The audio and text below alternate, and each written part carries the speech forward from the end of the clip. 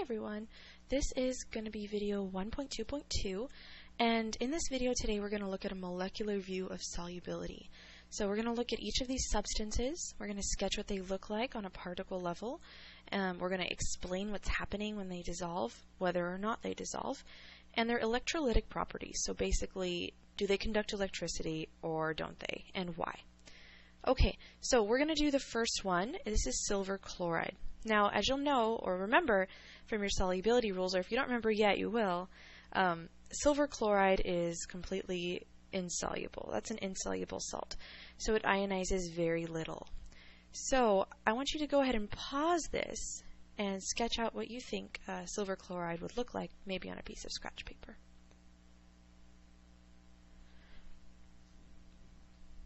Okay, so silver chloride would look something like this. Don't worry if you don't have it exactly. So it's got that crystal structure again. So remember, this is a salt, so we get that alternating positive, negative here. And most of it is still kind of all stuck together. And that's because this salt is very insoluble. Now, just because it's insoluble doesn't mean that none of it ionizes or breaks apart, just that very little does. If you had thousands of these, maybe you'd get one silver ion and one chloride ion breaking off of the total crystal structure. So in our explanation, we're going to say that silver chloride is an insoluble salt.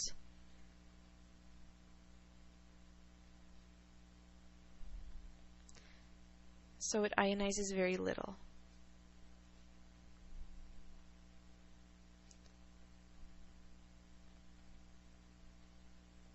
And the relevant chemical equation here is silver chloride, and it goes back and forth. That's the little symbol for equilibrium.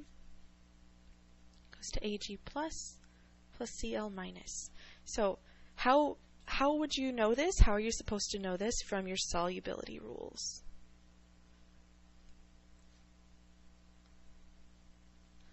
So you would have to know your solubility rules to be able to predict that.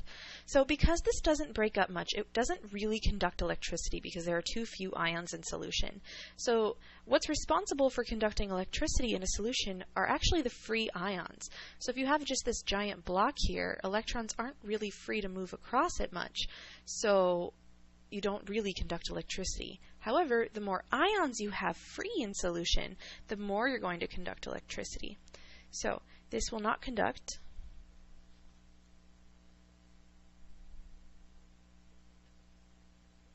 electricity because there are too few ions in solution.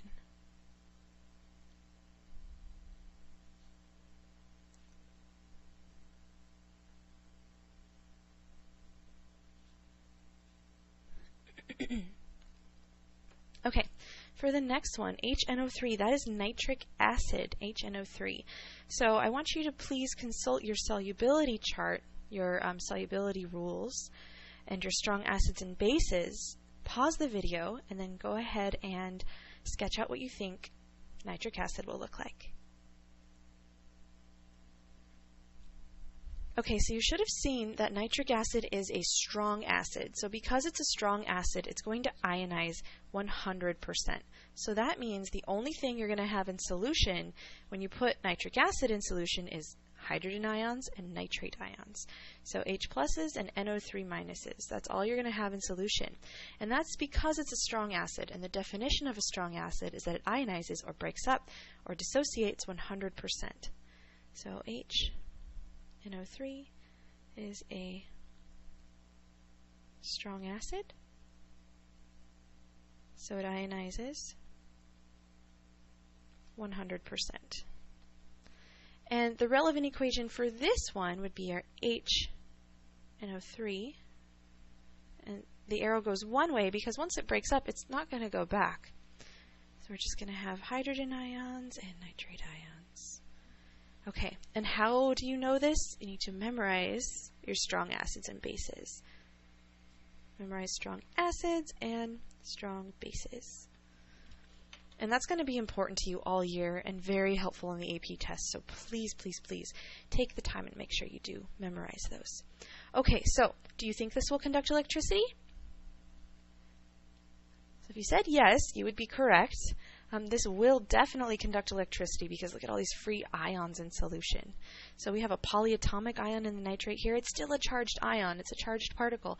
So that counts. It's definitely going to conduct electricity, as will our hydrogen. So we'll conduct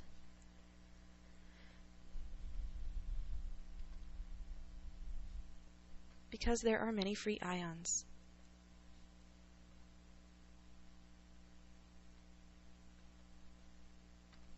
Okay, next up, calcium chloride. So for this one, go ahead and take a look again at your solubility rules if you haven't memorized them yet. Pause it, sketch it, and then come back.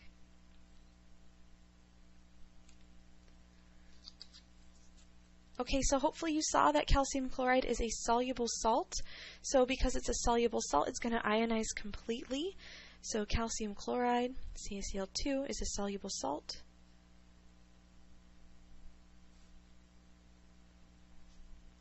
So it ionizes 100%. And our equation for this is going to be very similar to the one for nitric acid above. Calcium chloride ionizes. Now, make sure that you have a balanced equation here. Calcium ions are always going to be 2+. And chlorine atoms are going to be Cl-, so it means we're going to need 2 chlorines here. And how would you know that this breaks up like this? Well, from your solubility rules.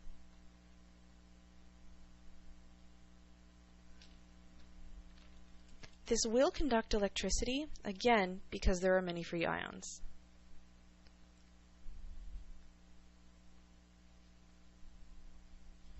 Sorry about that. Many free ions. Okay, next one, CH3OH, methanol. So methanol is an alcohol, and you see here that it is polar. So you don't have to really know where polarity comes from yet. We're going to learn that later this year. But this is polar. And water is also polar. That means that the methanol and the water, they're both going to have regions of positive and negative charge. So my question to you will be, will this mix with water or not? So if they both have regions of positive and negative charge, do you think they will mix with water or not? Well, the answer is yes. So it's not going to dissolve completely, but the water molecules are going to surround the CH3OHs, the methanol molecules, because this is a covalent compound, so it's not going to break apart like the ionic compounds do. How do you know this is covalent? Well, these are all nonmetals, so this is definitely going to be covalent.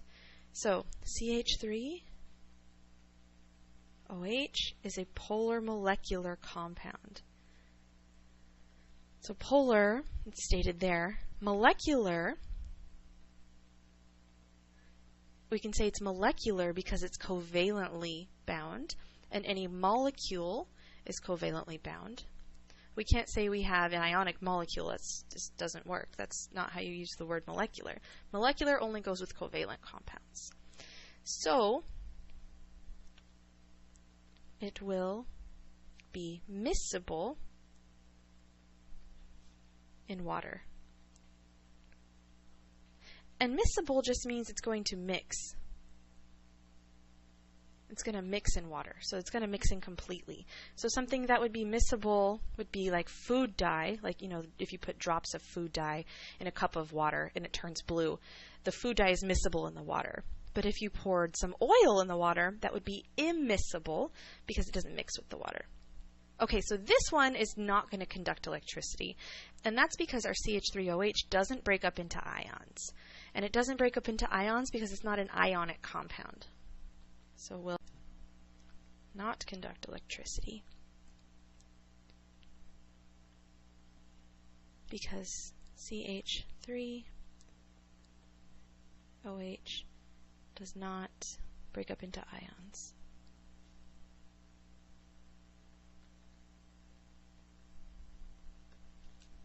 Okay, next one, KOH. Go ahead and consult your solubility rules. Pause the video and then sketch it out. Okay, so hopefully you saw that KOH, potassium hydroxide, is a strong base, which means it's going to ionize completely. So KOH is a strong base. So it ionizes 100%. So our relevant chemical equation would be KOH goes to H plus OH minus. And again, how would you know this? This is going to be memorize strong acids and bases.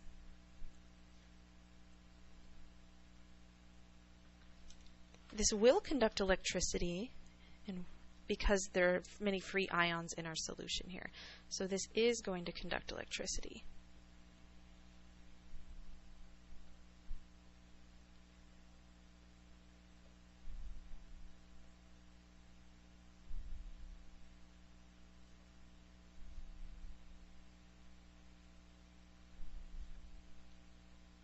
Okay, last one, HF. Go ahead and consult your chart, pause the video, and then come back.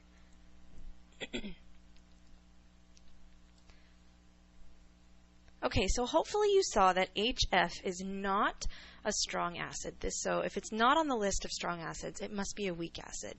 Therefore, if it's a weak acid, it only ionizes a little bit. So our HF, most of our hydrofluoric acid molecules are going to stay whole. However, some of them are going to break apart. Very, very few. So maybe if you had 100 HFs, one of them would break up into H plus and F minus, the hydrogen and the fluoride. So HF is a weak acid.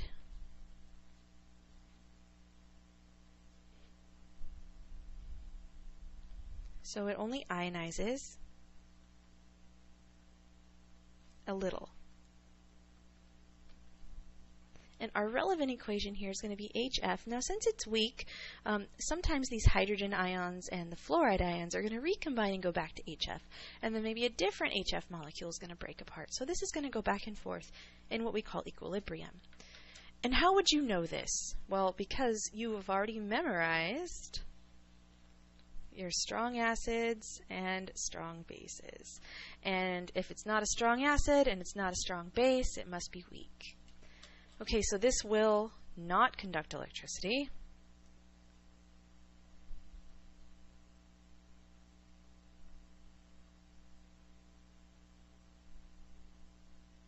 Because, you guessed it, there are too few free ions.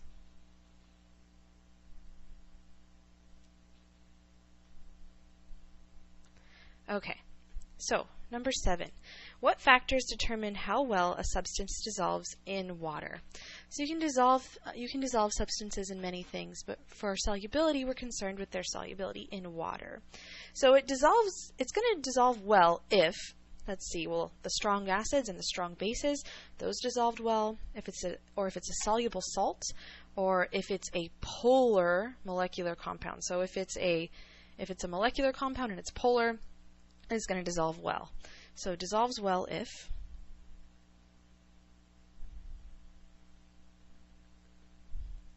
it's a strong acid or base, it's a soluble salt, or a polar molecular compound. Okay, so what factors determine how well a substance conducts electricity? So it conducts really well if there are a lot of free ions in solution because you have electrons free to move around on those ions. It's going to conduct a little bit here. So in the case of our hydrofluoric acid, so it's going to conduct a little bit, so we should probably change this. So it will not conduct much electricity. So it will conduct a little bit because there are just a few free ions. It doesn't conduct if the solution doesn't ionize at all, like an insoluble salt. So, or if you have a molecular compound like sugar, for example. So it conducts well.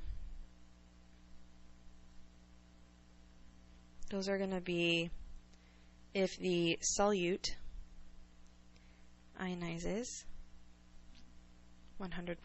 And the solute is just what you put in the water. And the solvent would be, in this case, our water. The solution is the whole thing, as a quick review. So if the solute ionizes 100%, so that would be soluble salts, strong acids, and strong bases. Conducts a little.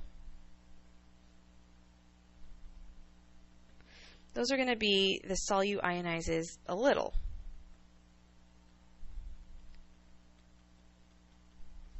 So those are going to be things like weak acids or weak bases. And then does not conduct.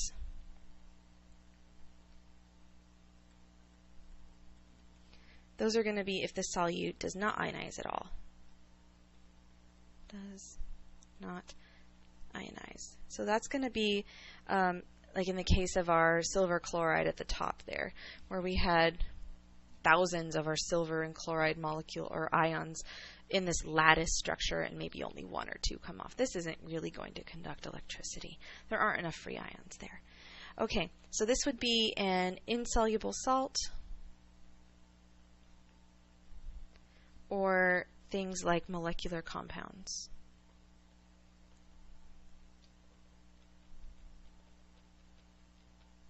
So like our methanol, for example, that is not going to conduct electricity. Okay, guys, that is the end of this video. Go ahead and jot down your questions, and I'll see you next time.